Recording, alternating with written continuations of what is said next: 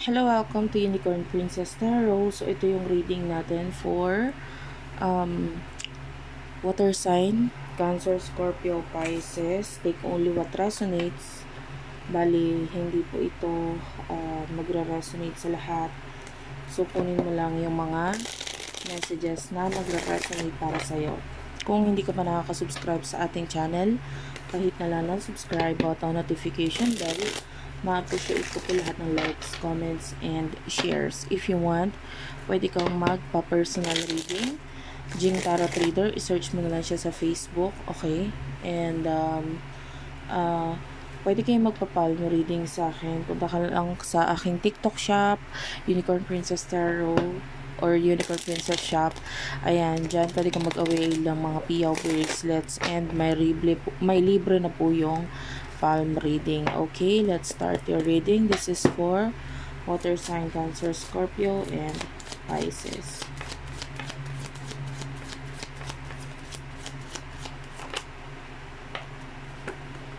Okay, water sign. You do have here the Two of Pentacles and the Sun. Okay, so nakikita natin ngayon kung ano man yung bagay na pinapriority mo, maaaring nagiging masaya ka or nagpapakita ito sa'yo ng happiness or kung ano man itong mga bagong dumadating ngayon sa buhay mo. Might be unti-unti nang gumagaan or nagkakaroon ng saysay or something na may very happy or positive na new beginnings para sa'yo. And nakikita natin na napapaligiran ka rin ng mga tao na ganun din, natutuwa din sila sa mga bagay na ipinapakita mo, no? So, ituloy-tuloy mo lang ito.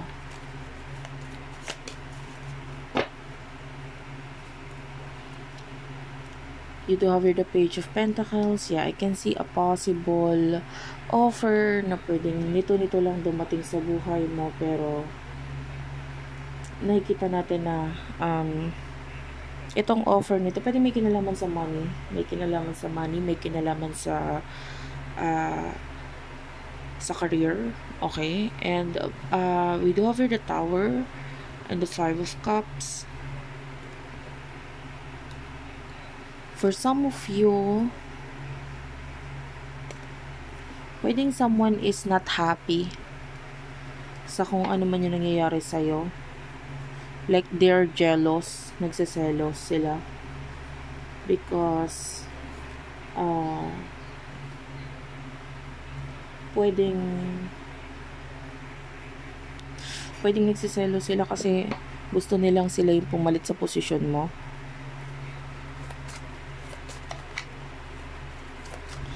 Pagdating sa love, ano yung mga messages for water sign? Spirit guides, angel guides.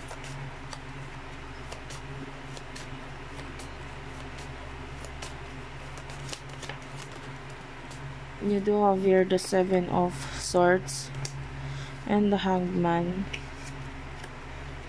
I feel like there's this person na umiiwas or lumalayo sa'yo pero feeling niya naghihintay ka pa rin.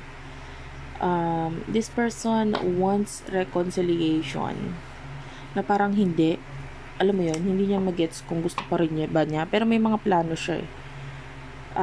Maybe hindi niya alam kung possible pa ba, pero may plano siya na like, this person loves you, nakakaramdam tayo ng emotion sa kanya, gusto niya na reconciliation na parang hindi, in a way na may mga times iniisip niya hindi na kasi posible, okay, pero nandun yung may mga times din na naghihintay siya na parang hindi din kasi may mga times na iniisip niya hindi na nga posible. But tell me more para sa love life ng water sign. You do have here the Lovers, the Fool, and the Magician. Okay, puro major arcanas. This person, the Emperor, another major arcana. Wait lang guys, inom lang ako.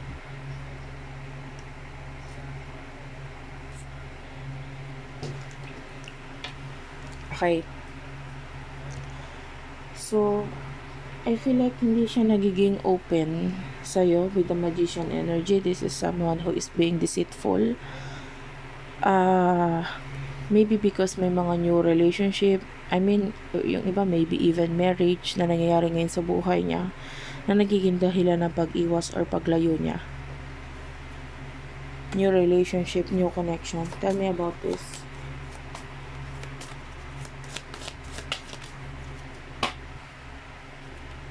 Yeah, the Star is here and the Hermit. Puro major arcanas, guys. I don't know if you're dealing with the Twin Flame, Virgo energy, Aquarius energy. Yung iba may mga family na involved dito. Or maybe even tradition. I'm feeling like itong situation na ito, itong person na ito, I don't know if you're dealing with a Virgo, but this person wants you. Gusto ka niya. Pangarap ka niya. It's just that financially insecure itong taong ito. Kasi feeling niya mas mataas yung narating mo or kung ano yung mga meron ka ngayon. And then this person, isang pinakamalaking kalaban niya is maybe family, usaping pamilya. So, lalo na kung may family na involved dito, ito yung pinaka main challenge para sa person na ito. Ano yung magiging future action niya towards dito sa inyong connection? Page of Cups and the Hierophant is here. Ten of Pentacles, Knight of Swords. I mean, kailangan mo lang hayaan tong taong to kasi sa totoo lang, kailangan lang naman niya ng lesson sa buhay niya. I feel like your person is currently dealing sa mga learnings or maybe even karmic relationship, and soon enough itong person nito is lalayo sa person na yon kasi magkakaroon ng realizations and malaking pagbabago sa connection nila. Maybe for now masyado pa siyang feeling niya ito na yung buhay niya, ito na yung destiny niya, but maybe itong sitwasyon na to ay may tinuturo lang lesson sa kanya, and then kailangan mo lang siyang hayaan kasi itong lesson na ito ay kailangan talagang dumating sa buhay niya. Okay? Kailangan niya talagang maranasan ito. And yeah, I feel like it has something to do with family or home, house, something very stable. So what will happen in the near future for you and this person? Six of Swords, Four of Pentacles, Two of Cups, Eight of Pentacles, Eight of Cups, and the Three of Wands. Okay, nakakita ko ng mga planong maisa sa katuparan. For some of you, maybe may kinalaman dito sa plano na reconciliation. Someone here is planning makipag-reconcile ngayon, and in the future, maisa sa katuparan yan. And actually, you need to focus on yourself, you need to focus on your job, career, kasi magbubunga ng malaki sa iyo ito. Nakakita tayo na magiging mas busy ka in the near future, but magbubunga. Number 3, numerology is all about growth, so magbubunga talaga ito sa iyo. I can see partners, friends, or kung sino man ito na nandyan sa paligid mo ngayon, and in the future, sila yung talagang makakatulong sa'yo para ma-achieve mo yung growth na yan. I can see you earning a lot of money here with the Four of Pentacles. And once na itong Six of Swords, which is this is you moving on, and ma-achieve mo na, naka-move on ka na. I can see a possible offer here. And what is the offer all about? Ito, hindi ko ito kukunin. Masyadong marami. What is the offer all about? Yan, this is an offer of big change coming from this person. I feel like mararamdaman itong person na ito with the Five of Pentacles na kailangan ka niya. So, maaaring dumating siya sa buhay mo para mag-offer ng malaking pagbabago sa'yo. Okay? And what will be the outcome? The outcome is the Nine of, you do have here the Ace of Cups. maybe actually yung offer is hindi naman about love, pero itong taong to kaya siya mag-o-offer kasi nandun pa rin yung pagmamahal niya para sa'yo, at hindi naman siya mag-o-offer kung nakalimutan ka na niya, and in the future maaaring nandun ka pa sa puso niya, at this person is manifesting you.